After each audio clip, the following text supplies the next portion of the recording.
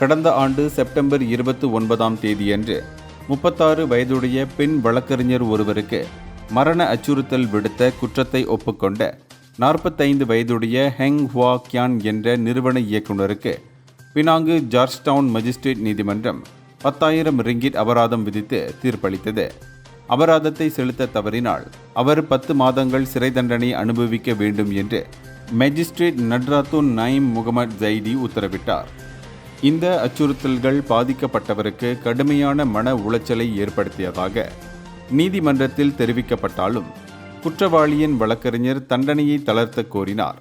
தனது கட்சிக்காரர் உணர்ச்சி பூர்வமான அழுத்தத்தில் இருந்ததாகவும் குடும்ப பொறுப்புகள் இருப்பதாகவும் மனநல சிகிச்சையில் இருப்பதாகவும் அவர் நீதிமன்றத்தில் தெரிவித்தார். இதற்கு பதிலளிக்கும் விதமாக ஹெங் தான் கடுமையான மன அழுத்தத்தில் இருந்தபோது இந்த தவறை இழைத்ததாகவும் தனது செயலால் ஏற்பட்ட பாதிப்பிற்காக நீதிமன்றத்தில் மன்னிப்பு கோரியதாகவும் பதிவு செய்யப்பட்டது. இந்தியர்களின் இதய குரல் மக்களோசை.